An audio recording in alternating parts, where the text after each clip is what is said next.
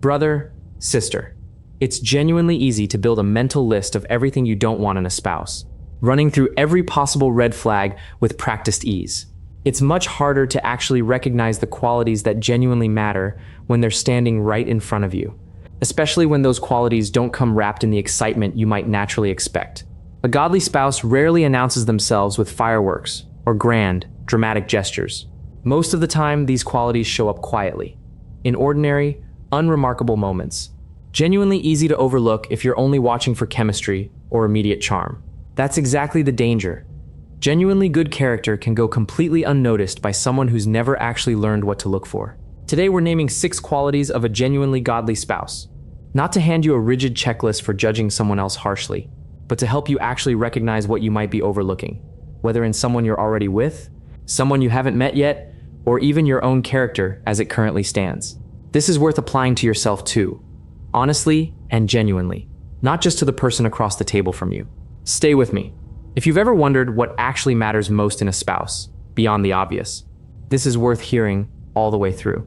Think honestly about the person you're currently with, or the kind of person you're genuinely hoping to eventually build a life with. Could you actually name, right now, specific moments where you've seen real character revealed? Not just moments that felt romantic or exciting, but moments that revealed something quieter and more lasting? Most of us are far better at describing chemistry and initial attraction than we are at actually naming genuine character, and that specific imbalance is worth correcting honestly. The first quality is humility that serves without needing recognition. Watch how someone handles the small, unnoticed tasks, the ones nobody's actually watching, the ones that come with no thanks attached. A godly spouse tends to do these things anyway, not performing service for an audience, but genuinely caring for the people around them, regardless of whether it's ever actually acknowledged. If you're only seeing service performed loudly, in front of others, that's worth noticing. Genuine humility usually looks quieter than that. Consider the small, specific moments where this actually shows up. Taking out the trash without being asked, quietly covering for someone else's mistake without making it a whole dramatic conversation about it, serving in ways that will genuinely never be noticed or praised by anyone besides you. These moments rarely make it into how we describe someone we're falling for, and yet they often reveal more about lasting character than almost anything more visible or exciting ever could. The second quality is honesty, even when the truth is genuinely costly. Anyone can be honest about small, comfortable things. What actually reveals character is honesty, when the truth might disappoint you, create conflict, or cost the person something real. A godly spouse tells you the truth about a mistake before you ever discover it yourself, admits uncertainty rather than performing false confidence, and doesn't quietly shade the truth to avoid an uncomfortable conversation. This kind of honesty is rare and genuinely worth noticing when you actually see it. Pay attention specifically to how someone handles the moments where a small lie would genuinely be easier. Admitting they forgot something important rather than quietly making an excuse. Acknowledging a genuine financial mistake rather than quietly hoping it goes entirely unnoticed. Telling you honestly when they're struggling rather than performing that everything is fine. These smaller tests of honesty predict the larger ones far more reliably than any single dramatic moment of truth-telling ever could. The third quality is respecting boundaries, both yours and their own. A godly spouse doesn't push past a clearly stated "not yet" or "I'm not comfortable with that," and they're equally capable of holding their own boundaries when genuinely necessary, even when it's uncomfortable to do so. Watch specifically how someone responds when you say no to something. Respect in that exact moment reveals far more about genuine character than almost anything else you could observe. This works genuinely in both directions, and both directions actually matter a great deal.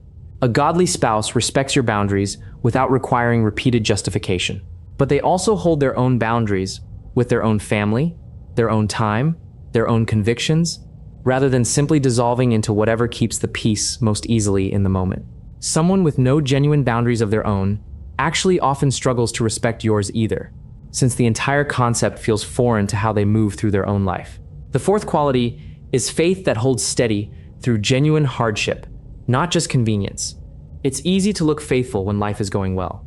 What actually reveals the depth of someone's faith is how they respond when circumstances genuinely fall apart. A real loss, a real disappointment, a real season of unanswered prayer. A godly spouse's faith doesn't simply evaporate the moment life gets difficult. It bends, sometimes visibly struggles, but keeps returning to God rather than abandoning Him the moment things stop feeling easy. If you've walked through any genuine hardship together already as a couple, even a relatively small one, think honestly about what you actually witnessed in that moment. Did prayer disappear entirely, replaced by pure anxiety and control? Or did you see someone genuinely wrestling honestly with God, even in visible pain, still fundamentally oriented toward Him rather than away? That difference matters enormously for what a marriage will actually look like during its genuinely hardest seasons. The fifth quality is owning mistakes and actually changing, not simply apologizing and repeating the same pattern. Listen closely to how someone responds after they've genuinely hurt you. A godly spouse doesn't just say sorry and move on quickly, hoping the conversation ends there. They actually reflect on what happened, take real responsibility without deflecting blame elsewhere, and make a genuine, visible effort to actually change the specific pattern going forward. Words without any accompanying change are cheap. Genuine change, even slow and imperfect, is worth everything. Notice specifically and carefully whether the same conflict keeps recurring in exactly the same shape, or whether you can actually point to genuine, visible growth over time. A single sincere, well-worded apology means relatively little if the identical, exact pattern simply repeats again within weeks.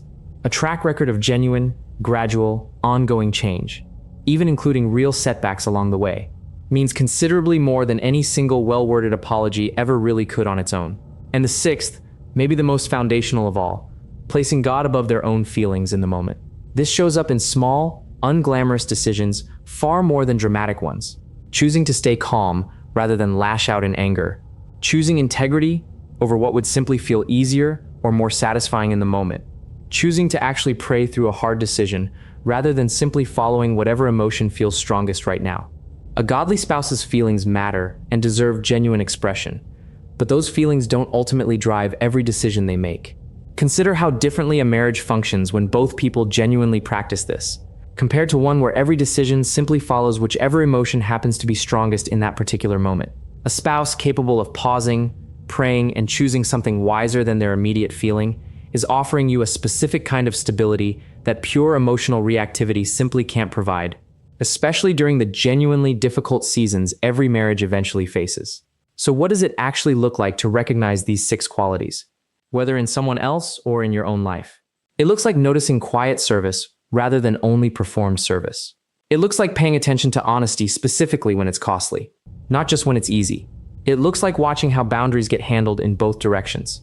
It looks like observing faith under genuine pressure, not simply convenience.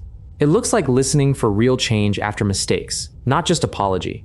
And it looks like watching whether God genuinely shapes decisions or whether feelings simply run the show. None of this describes a perfect person, because no such person actually exists. Every genuinely godly spouse is still growing, still imperfect, still capable of getting things wrong. But these 6 qualities, present consistently even amid genuine imperfection, are worth recognizing and genuinely valuing. Whether you're evaluating a relationship already in your life or asking God to help you become this kind of spouse yourself, here's a simple way to actually apply these 6 qualities, whether you're single, dating, engaged, or already married. For humility, think of one specific, unnoticed act of genuine service you've actually witnessed in the last month, something done without any expectation of thanks or recognition. For honesty, recall the last time truth genuinely cost something. Was it told plainly or quietly softened to avoid discomfort? For boundaries, think of a specific moment you said no to something, and how that no was actually received in return. For steady faith, recall a real hardship you've walked through together, and what you genuinely witnessed in that specific moment. For owning mistakes, think of a repeated conflict, and whether you can actually point to real change over time, or simply the same pattern recurring. For God above feelings, recall a moment where the harder, wiser choice was actually made over the easier, more emotionally satisfying one. If you're currently single and hoping to marry, these same 6 qualities are worth genuinely praying toward in your own life, not simply used as a checklist for evaluating someone else. Character formed in you now becomes exactly what you'll actually bring into a future marriage, and it's considerably easier to grow into these qualities gradually, over years, than to suddenly discover their absence after a wedding has already happened.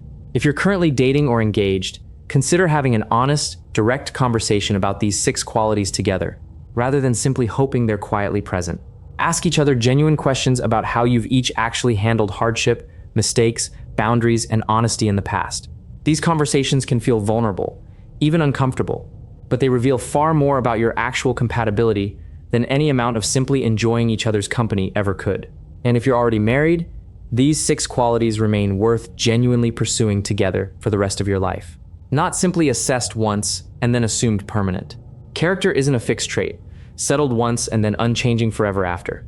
It's something every person continues either growing toward or drifting away from throughout an entire marriage, and naming these qualities explicitly, together, can help you both keep actively growing toward them, rather than simply hoping they remain present without any ongoing, intentional effort. None of this is meant to produce an anxious, exhausting checklist mentality, constantly auditing your spouse or the person you're dating for every possible shortfall against these 6 qualities. Real people, even genuinely godly ones, will fall short of every one of these qualities at various points, in various seasons, and that imperfection doesn't disqualify anyone from being a genuinely good, godly spouse. What actually matters is the overall trajectory and pattern over time, not flawless performance in any single moment. Consider praying specifically for growth in these 6 areas, both for yourself and for whoever you're building a life with, rather than simply hoping character develops on its own without any real intentional attention. Genuine spiritual growth rarely happens by accident. It tends to happen through consistent, honest attention over years. Exactly the kind of attention this list is actually meant to invite, rather than replace. If this stirred something in you, brother, sister, don't scroll past it. Subscribe to Biblical Warning now, and let's keep examining these hidden places together, one warning at a time.